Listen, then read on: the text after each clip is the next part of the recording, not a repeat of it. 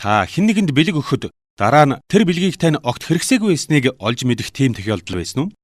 Намайг их завгүй байх үеэр найз маань нэг зураг бэлэглэж билээ. Тэрхүү урлагийн бүтээлийг яг хаана байрлуулахаа мэдэхгүй байсан болохоор дараа нь нэг зав гарахаараа болъё доо гэд харанхуй өрөөнд хийчихсэн юм. Тэгэд мэдээж мартаж орхисон. Жилийн дараа найз маань дахиад зочиж ирсэн юм л да. Тэгэд эргэн тойрноо нэг харснаа. Ноднин миний өгсөн нөгөө зураг чамд таалагдсан уу гэж асуухад миний нүүр түлэгдэх шиг болж ямар зургийн тухай яриад байгааг нь асуухаас өөр арга байсангүй. Тэр намайг харснаа чихэндээ ч итгээгүй бололтой. За чи миний асуултанд ч хариулчих шиг боллоо. Хэрвээ зураг таалагдсан бол чи өлөгчгсөн л байх байсан да гэж билээ. Теологт ч мөн адил. Итгэгчид бид ертөнцийн эзнээс илчилтийг бэлэг болгоод авчихсан. Харин тэрнийг нь хэр үнэлж, хэр зэрэг ашигладаг билээ. Энэ бол манай цувралын 3 дахь хичээл. Хичээлээ бид илчлэлтийн ач холбогдол гэж нэрлсэн байгаа. Бид илчлэлтэнд тулгуурлан өөрийн теологийн байр суурийг бүрдүүлэх тухай авч үзнэ. Энэ хичээл 3 хэсгээс бүрдэнэ. Эхлээд бид илчлэлтийг хаанаас олох тухай, мөн энэ асуултанд бичээс ямар хариу өгдгийг авч үзье. Дараа нь ертөнцийн эзний илчлэлтийг хэрхэн ойлгох тухайд ярилцсан. Тэгээд сүүлд нь ертөнцийн эзний илчлэлтийн дүнд бидний олж мэдсэн зүйлсийн үнэн мөнд итгэх итгэл хэрхэн тогтдог тухай авч үзнэ. Илчлэлтийг бид хаанаас олох вэ? Христ итгэлийн теологт Тэнгэрлэг илчлэлт тодорхойлогч үүрэгтэй гэдгийг теологчид 2000-аад жилийн туршид зарим нэг тохиолдлыг тооцвол бүгд хүлээн зөвшөөрдөг. ертөнцийн эзэн өөрийгөө болон өөрийн хүсэл зоригийг өөрөө бидэнд нээж өгсөн юмаа гэсэн санаа бичээсийн эхний хуудаснаас эхлэн харагддаг. Энэ тухай хуучин гэрээний үнэнч гэрчлэгчид Есүс болон шинэ гэрээг бичсэн хүмүүс ч хэлсэн байна. Гэхдээ бид ертөнцийн эзнээс ийм үнэтэй бэлэг авсан юмаа гэдгийг мэдэх нь нэг хэрэг. Харин түүнийг хаанаас олохоо мэддэг байх хэрэгтэй юм. Тэхийн тулд бид түгээмэл ба онцгой илчлэлт гэж юу болох? Тэдгээр нь хэрхэн хоорондоо хамааралтай байдаг тухай ойлголтуудыг авч үзвэл захина. ертөнцийн эзэн өөрийгөө хүн төрлөختөнд нээж өгсөн нэг аргыг түгээмэл илчлэлт хэмээн нэрлэдэг. ертөнцийн эзэн бүтээлээр дамжуулан бүх хүнд өөрийгөө нээж өгсөн юмаа гэдгийг бид энэ нэр томьёогоор илэрхийлэх юм. Заримдаа үүнийг байгалийн илчлэлт ч гэж нэрлэх нь бий. Учир нь энэхүү илчлэлт нь байгалаар дамжин бидэнд өгөгдсөн байдаг байна. Түгээмэл илчлэлтийн тухай Библиэд олон өгүүлсэн байдаг. Жишээ нь Дуулал 19-ийн 1-7, Үйлс номын 14-р бүлгийн 15-аас 17, 17-р бүлгийн 26-аас 27-р ишлэлүүд байна. Гэхдээ түгээмэл илчлэлтийн тухай хамгийн тод томруун тайлбар Ром номын эхний бүлгийн 18-аас 32-р ишлэлд байдаг. Библийн энэхүү сургаалыг судлахын тулд бид түгээмэл илчлэлтийн арга, түгээмэл илчлэлтийн агуулга гэсэн асуултыг авч үзэх хэрэгтэй юм. Нэгдүгээрт түгээмэл илчлэлтийг илэрхийлэх арга нь бүхий л бүтээл юм а гэдгийг бичээс өгүүлдэг. ертөнцийн эзний бүтээсэн бүхэн түүнийг бидэнд нээж байдаг. Энэ тухай Паул өгүүлэхдээ ертөнцийн эзний уур хилэн Тэнгэрээс илчлэгддэг. ертөнцийн эзэн ил болгосон. ертөнц бүтээгдснээс хойш бүтээгдсэн зүйлсээр дамжуулан илэрхий харагдаж байгаа гэсэн байна. Ром 1:18-аас 20. Өөрөөр хэлбэл ертөнцийн эзэн бүтээлээрээ дамжуулан өөрийгөө бидэнд нээж байдаг байна. Түүнийг бид бүтээгдсэн зүйлсээр дамжуулан хардаг. Сансрын хязгааргүй уудам галактик, дуран аваад үзэгдэхтүүдийн өчүүхэн эсийн ертөнц бүгд бүтээл юм. Бүтээлийн материаллык болон сүнслэг тал та бидний оршин байгаа нь ялгаагүй ертөнцийн эзний илчлэлтийн арга юм. Харамсалтай нь Ром номын энэ хэсгийг итгэгчид зөвхөн байгальд хамааруулан ойлгодог. Тийм ээ. Ой мод, нуур ус, модод, уул нурууд, элсэн цөл бүгд л ертөнцийн эзний тухай бодоход хүргэдэг. Гэхдээ бид хүн төрлөختний соёл, техникийн болон соёлын бүхий л ололт амжилтууд бүгдийг ертөнцийн эзэн нээж өгдөг юм а гэдгийг тэр бүрээ ухамсарлдаггүй юм. Паулинд зөвхөн анх бүтээгдсэн тэрхүү байгалийн тухай яриагүй. Харин хүний нөлөөгөөр өөрчлөгдөд байгаа энэ л ертөнцийн тухай өгүүлжээ. Хүний гэмт соёлын улмаас бий болж байгаа гажуудлын тухайд бол хүмүүс үүнийг харж ертөнцийн эзний хүсэл зоригийг ухамсарладаг тухай ийм зүйлсийг үйлдэгч нь үхэл зохино гэсэн ертөнцийн эзний зарилгийг тэд мэддэг хэрнээ өөрсдөө үйлдээд зогсохгүй. Харин бусдыг үйлдэхэд нь сайшаадаг ажээ гэж Ром 1:32-т хэлсэн байна. Өөрөөр хэлбэл шинжлэх ухаан, техник, уран барилга, улс төр, гэр бүлийн амьдрал, ангаах ухаан, хөгжим гэгчлэн хүний соёлын тоо томшгүй үр дүн ертөнцийн эзний илчлэлтийн арга болж байна. Бид үүнээс зүгтах аргагүй бөгөөд тэдгээр нь хаасаагүй биднийг хүрээлэн байна. Пүйлэнд түгээмэл илчлэлтийн агуулгын талаарх асуудлыг ч мөн хөндсөн байгааг тэмдэглэх зүйтэй юм. Нэг талаас Пүйл нэлээд ерөнхий хэлж байна.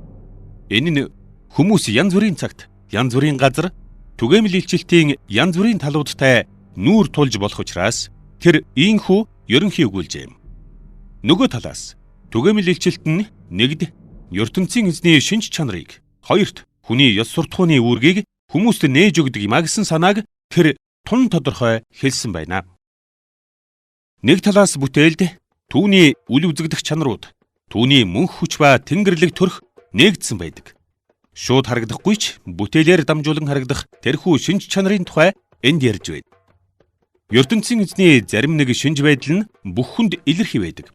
Учир нь түгээмэл илчлэлтээр ертөнцийн эзэн тэдэнд ил болгосон гэж Ром 1:19-т хэлжээ. Жишээ нь бүтээлийн гоо сайхан нь ертөнцийн эзний гоо сайхныг, байгалаар дамжуулан хүний бүх хэрэгцээг хангаж байгаа нь ертөнцийн эзний өгөөмрийг, орчлон ертөнцийн хязгааргүй нь ертөнцийн эзний сүр хүчийг, бүтээлийн төгс байдал нь ертөнцийн эзний мэрэгэн ухааныг, байгалийн хүч нь ертөнцийн эзний хүч чадлыг өгүүлж байдаг юм. Нөгөө талаас түгээмэл илчлэлт нь ертөнцийн эзний үл үзэгдэх шинж чанарыг харуулад зогсохгүй. Түүний өмнө бидний хүлээх ёс суртахууны үүрэг хариуцлагыг ч мөн харуулж байдаг. Ром 1:32-ыг дахиад уншийе. Ийм зүйлсийг үйлдэгч нь үхэл зохино гэсэн ертөнцийн эзний зарилгийг тэд мэддэг хэрнээ өөрсдөө үйлдээд зогсохгүй. Харин бусдыг үйлдэхэд нь сайшаадаг ажээ. Тэгэхээр ертөнцийн эзний өмнө та бидний хүлээх ёс суртахууны үүргийн талаар бүтээлийн янз бүрийн элемент өгүүлж байдаг байна. Жишээ нь эрэгтэй эмэгтэй хүмүүсийн биологийн ялгаатай байдал нь эсрэг хүйсийн бэлгийн дур сонирхлын зүй ёсны болохыг харуулж байгаа хэрэг юм. Хүүхдүүд эцэг эхээс хамааралтай байдаг нь эцэг эх нь үр хүүхдэн халамжлах, хүүхдүүд эцэг эхийн хүндэтэх үүрэгтэйг харуулж байна. Өлсгөлөн дайн дажны улмаас хүмүүс зовж байгаа нь биднийг өгөөмөр байх ёстойг сануулж байна. Илчилтээр дамжуулан бидэнд нээгдсэн ертөнцийн эзний ёс суртахууны хэм хэмжээтэй амьдралан уялдуулах ёстойг бүтээл бидэнд уриалж байгааг хаасайгүй харж болох юм а. Түгээмэл илчилтийн тухай сургаалыг бид үзлээ. Одоо түүний хоёр дахь хэлбэр болох онцгой илчилтийн тухай авч үзье. Хаасайгүй бүх хүнд өгөгдөөгүй. Харин зарим нэг хүнд онцгойлон өгөгдсөн учраас энэ төрлийн илчилтийг онцгой гэж нэрлэсэн байна. Хүн төрлөختний түүхэнд онцгой илчилт нь янз бүрийн байдлаар илэрхийлэгдэж байсан ч ертөнцийн эзэн өөрийнхөө Есүс Христээр өөрийгөө хамгийн тод том руу нээж өгсөн гэж итгэгчид үздэг. Онцгой илчилтийн талаарх Христ итгэлийн ойлголтыг Еврейчүүдэд номын 1-р бүлгийн 1-3 дугаар ишлэлд хамгийн тодорхойгоор эрт үеэс эцэг өвгдөд зөнчтөөр дамжуулан олонтой олон янзаар ярьж байсан эзэн эдгээр эцсийн өдрүүдэд өөрийн хүүгийн дотор бидэнд хандаж айлдав. Тэр хүүгээ бүхний өвлөгчөөр томилсон бөгөөд хүүгээрээ ертөнцийг бүтээсэн билээ. Хүүн түүний алдрын туяа, түүний мөн чанарын бодит илэрхийлэл гэсэн байна. Христийг ирэхээс өмнө ертөнцийн эзэн өөрийгөө болон хүсэл зоригоо янз бүрийн байдлаар илэрхийлж байсан. Тэрээр шууд хүмүүст хандаж тэдэнд зүүд болон үзэгдлүүдийг үзүүлж, зөнчид, тахилчид, хаад болон мэрэгдээр дамжуулан ярьж байлаа. Гэхдээ тэдгээрийн аль нь ч ертөнцийн эзний хүү Христээр нээгдсэн илчлэлт шиг төгс алдартай байгаагүй юм. Есүсийн амьдрал ба сургаал нь онцгой илчлэлт юм. Тийм болохоор Христ итгэлийн теологийн үндэс нь Христ доторх ертөнцийн эзний илчлэлт юм а гэж хэлэх нь зүйтэй. ертөнцийн эзний илчлэлтэнд Христ голлох байр суурьтай гэсэн энэхүү дүгнэлт олон чухал асуудлыг хөндөж тавьдаг. Бидний хувьд бичээс бол ертөнцийн эзний илчлэлт гэсэн асуудал нэлээд чухал юм а. Есүс бичээсийг ертөнцийн эзний онцгой илчлэлт гэж хэлж байсныг Есүсийн тухай ч юм уу эсвэл 1-р зууны рабби нарын тухай сонссон ямар ч хүн мэднэ. Бичээсийн үнэнд Есүс хизээч эргэлзэж байгаагүй. Тэрээр түүнд үг дуугүй захирагдаж, бусдыг мөн ингэхийг уриалж байсан юм. Түүний энэ жишээ нь бичээсийн эхлэлээс Малахи ном хүртэлх бүхий л ном бидний бодож санах, хийж бүтээх, сэрж мэдрэх бүхний хөтч юм а гэж найдах ёстойг бидэнд сургаж байна. Түүнчлэн бидний агуу багш Есүс өөрийн дагалдагч нарт сүмд зориулсан нэр хүндтэй илчилтийг бичиж үлдээхийг даалгасан бөгөөд энэхүү алдаа мадаггүй илчилт нь бичээсийн шинэ гэрээнд агуулгадж байгаа билээ. Тийм болохоор ертөнцийн эзний эрхэм дээд илчилт бол Христ юм а гэж үздэг хүн бүр Есүсийн жишээг дагаж хуучин ба шинэ гэрээг ертөнцийн эзний ард түмэндээ нээж өгсөн онцгой илчилт хэмээн үзэх нь зүйн хэрэг юм. Тэгэхээр өнөө үед бид илчилтийг бүтээл болон бичээсээс олж болох юм. Түгээмэл ба онцгой илчилт хоорондоо ямар харилцан холбоотой байдгийг одоо авч үзье. Илчилтийн аль ч хэлбэрийг үл тоомсорлож болохгүй гэдгийг бид үзнэ. Эдгээр хэлбэрүүд нь нягт уялдаатай, аль нь зайлшгүй юм а гэдгийг бид олж мэдэх болно. Тэгэхээр бид түгээмэл ба онцгой илчилтийн тухай ярьж байгаач тэдгээр нь нэлээд хэмжээгээр бие биеэн нөхөж байдаг гэдгийг ухамсарлах ёстой юм. Бид энд эдгээр илчилтийн агуулгад анхаарлан хандуулбал зохино. Нэг талаас бичээсийн онцгой илчилт нь ер усынхаас эхлээд ердийн хүртэлх олон зүйлийг хүнддэг вэ. Библийн зарим хэсгүүдийг хүний туршлага эсвэл ажиглалтын үндсэн дээр бичсэн гэхэд тэрч байтугай бүр тэнгэрлэг удирдлагын дор бичсэн гэхэд боломжгүй санагдахаар тийм онцгой байдаг. Бичээсийн ийм эзойтер хэсгүүд онцгой, хүний бус, дээд хүчний арга замаар өгөгдсөн байна. Ийм бичээсийн хамгийн алдартай жишээ бол Даниил, Йоэл номын хэсгүүд болон Йогны илчилт ном юм.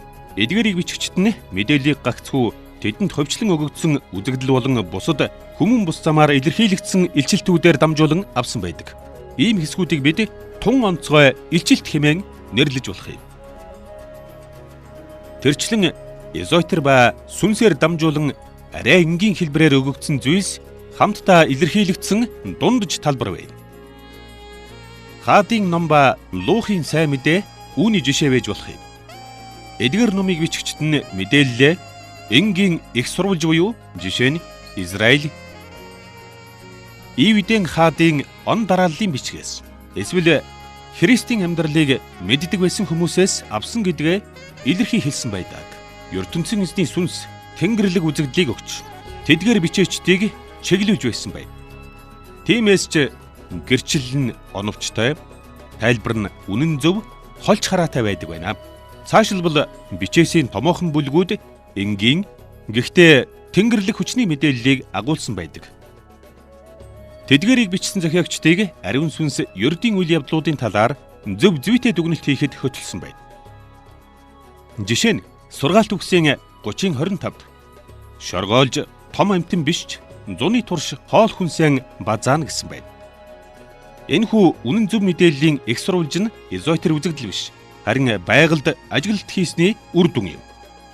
Тэгэхээр онцгой илчилт нь хүм бүрт илэрхий байдаг мэдээллийгч агуулсан байх бөгөөд тэдгээрийг бид голдуу түгээмэл илчилтэнд хамааруулдаг байна. Библийн иймэрхүү хэсгүүдийг бид нийтлэг онцгой илчилт хэмээн нэрлэж болох юм. Түгээмэл илчилтийн агуулга нь онцгой илчилтийнхтэй адилхан янз бүр байна. Нэг талаас түгээмэл илчилт нь газар дэлхийд амьдардаг сэтгэдэг ямар ч хүний мэдэх хамгийн энгийн илэрхий мэдээллийг агуулсан байна. Бүгд л дэлхийг агуу том гэдгийг, бидний дээр тэнгэр байдаг гэдгийг мэднэ. Хүмүүсийн олонх нь хүний мэстэй байна. Иймэрхүү нийтлэг үзэгдэл нь ямагт ертөнцийн эзнийг болон түүний хүсэл зоригийг хүнд нээж өгч байдаг. Тэдгээрийг бид тун түгээмэл илчилт гэж нэрлэж болох юм. Тэрчлэн түгээмэл илчилтийн дундж талбар гэж байна. Энд энгийн ба Ерүсийн зүйлс холилдсон байдаг. Энэ бол тодорхой цаг хугацаанд тодорхой хүмүүст учирч байдаг байгалийн үзэгдлүүд юм.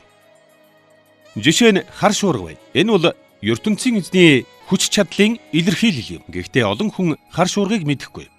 Тэгвэл мөн Гимлай байна. Энэ бол ертөнцийн эзний агуу сүр хүчний илэрхийлэл юм. Гэхдээ олон хүн Гимлайг нүдэрээ үзээг байх жишээтэй. Та бид олон талаараа хязгаарлагдмал бөгөөд түгээмэл илчилтүүдийг бүгдийг байнга хүлээж аваад байж чадахгүй юм аа. Түгээмэл илчилтийн хамгийн наад захын талбар гэж бас байна. Энэ нь ертөнцийн эзний нээж өгсөн нийтлэг үннээс хүмүүс өөрийн хувийн туршлагаас олж мэддэг зүйлс юм. Иймэрхүү илчилтүүдийг бид голдвол онцгой илчлэлтэнд хамааруулах гээд байдаг. Жишээ нь Христийн бус олон шашин ганцаас өөр бурхан байхгүй гэж баталдаг. Олон шашин энгийн ба ариуны зааг ялгааг Христ итгэлийн ойлголттой адилханаар тайлбарладаг. Олон шашин аллагыг буруутган үздэг. Олон шашин шударга нийгмийн төлөө байх жишээтэй. Эрт дээр үеийн шашнуудад Библиэхтэй гайхмаар адилхан зүйлс олон байдаг. Өнөөгийн авралын зар тараагчид бөглүү хаагдмал орчинд байгаа хүмүүсийн дунд Христ итгэлийнхтэй төстэй ойлголт төсөөллүүд байгааг олж нээж байна. Эдгээрийг бид түгээмэл илчилт гэж нэрлэж болох юм аа. Тэгэхээр бид онцгой ба түгээмэл илчилтийн теологи дахь ач холбогдлын тухай ярихдаа байнга мартаад байдаг зүйлсээ санаж байх ёстой. Нэг талаас бичээс эзотер бус энгийн экстравулжаас гаралтай олон зүйлсийг агуулсан байна. ертөнцийн эзний үг түгээмэл илчилтэнд ч нээлттэй ердийн ойлголтуудыг зааж сургадаг. Тийм учраас Библи бол шашин ба ёс суртахууны асуудлаар төдийгүй түүх, шинжлэх ухааны асуудлаарх нэр хүндтэй их сурвалж юм аа. Нөгөө талаас түгээмэл илчилтээ биднийг зөвхөн бичээсээс л олж болох олон зүйлд сургадаг байна. Түгээмэл илчилт нь Библийн теологийн олон үннийг бидэнд нээж өгч байгааг бид олж тогтоох болно. Тийм болохоор түгээмэл илчилтэнд мөн итгэлийн асуудлаар ч ялгаагүй Тэнгэрлэг удирдамжийг хайх хэрэгтэй юм аа. За тэгэхээр түгээмэл ба онцгой илчилт нь теологийн эргцүүлэлд хангалттай материалыг өгдөг юм байна гэдгийг бид олж мэдлээ. Тэгвэл теологт илчилтийн хоёр хэлбэр яагаад зайлшгүй бөгөөд тэдгээр нь ямар үүрэгтэй юм бэ гэсэн асуултыг тавьж үзье. Нэг талаас онцгой илчилэлтэй зайлшгүй хэрэгтэй. Яагаад гэвэл олон талаараа онцгой илчилт нь түгээмлээс илт давуу байдаг. Онцгой илчилт нь түгээмэл илчилтийг бодвол ертөнцийн эзний шинж чанар ба түүний хүсэл зоригийг илүү гүн гүнзгий, илүү өргөн тайлбарладаг. Өнөөгийн олон теологчдын үзэж байгаагаар Адам, Хава хоёр гэмд унахаас өмнө ч түгээмэл ба онцгой илчилтийг хүлээж авч байсан байна. Тэр үед тэд гэмгүй байсан учраас бид тэднийг орчлон ертөнцийг хараад эзэн ба түүний хүсэл зоригийн тухайд олон зүйлийг олж мэдэж байсан гэдэгт итгэлтэй байж болох юм. Гэхдээ гэмд унахаас өмнө ч онцгой илчилтийн удирдамжгүйгээр зөвхөн байгалыг таньж мэдснээр теологи бүрэлдэн бий болчих боломжгүй. ертөнцийн эзэн Адамд сайн мууг таниулагч модны тухай, цэцэрлэгийг хэрхэн арчлах, хэрхэн амьдрах талаар, өнөр өтгөн олуулаа болох тухайд, газар дэлхийг захирах тухайд гихчлэн тодорхой зааврууд өгсөн. Харин хүн төрлөختөн гэмд унсан цагаас эхлээд золилтын талаарх эзний төлөвлөгөө онцгой илчилтийн гол цөм болсон байна. Түгээмэл илчилт биднийг ертөнцийн эзний шүүлт хүлээж байгааг харуулдаг бол зөвхөн онцгой илчилт Христийн доторх авралыг нээж өгдөг. Хүн гэмд унснаас хойш түгээмэл илчилтэд тулгуурсан байгалийн хэмээн нэрлэгддэг теологийн хувьд онцгой илчилтээр чиг хандлагаан өөрчлөх зайлшгүй шаардлага бий боллоо. Онцгой илчилтгүйгээр бид ертөнцийн эзний бүтээлээрээ нээж өгснийг зүй зохистойгоор ашиглаж чадахгүй юм. Бичээс зайлшгүй хэрэгтэй гэдгийг санахын зэрэгцээ түгээмэл илчилт ч мөн зайлшгүй хэрэгтэй гэдгийг мартаж болохгүй. Харин теолог бүрэлдэн тогтоход ганцхан Библи байхад яагаад хангалтгүй юм бол? Түгээмэл илчилтийн нээж өгдгөөс чухам юуг бид бичээсээс олж чадахгүй вэ? Хачирхалтай нь онцгой илчилэлтэй зайлшгүй хэрэгтэй байдаг тэрл шалтгаантай адилханаар түгээмэл илчилт ч зайлшгүй. Бүтээлээр дамжин ичлэгдсэн ертөнцийн эзний илчилт нь бичээсийг бодвол эзний шинж чанар болон хүсэл зоригийг илүү гүн гүнзгий, илүү өргөн утгаар тайлбарладаг байна. Тэгэхээр байгалыг буюу түгээмэл илчилтийг бичээсийн удирдамжгүйгээр судлах боломжгүй. Үүний зэрэгцээ бичээс нь түгээмэл илчилтийн хэр хэмжээг бодвол хамаагүй бага, хязгаарлагдмал тооны асуудлыг хөндөдөг юм а гэдгийг мартаж болохгүй. Түгээмэл илчилт нь онцгой илчилэлт үгэн хэлэхэд хэрэг болох хөрс юм. Ийм маягаар түгээмэл ба онцгой илчилт нь харилцан үйлчлэлийн системийг бүрэлдүүлж байдаг байна. Түгээмэл илчилтийн үүргийг ингэж хэлж болох юм. Нэг талаас түгээмэл илчилтээс олж мэдсэн зүйлс маань бидэнд онцгой илчилтийг ойлгох боломж олгодог байна. Бичээсийн илчилтийг ойлгохын тулд хүн хамгийн наад зах нь уншиж чаддаг. Бас бичээсийн хэлийг ойлгодог байх хэрэгтэй нь хэнд ч илэрхий. Тэгвэл Библийг үзэж байгаа хүн тэр бүрий ямар нэг тусламжгүйгээр бичээсийн хэлийг ойлгож уншиж чаддаг билүү? Үгүй ээ. Та бидний олонх нь эцэг эх, багш болон бүтээл тамаатай янз бүрийн эд зүйл ба үйл явдлын тусламжтайгаар ярьж сурсан. Хожим нь эдгээрийн тусламжтайгаар уншиж сурсан байгаа.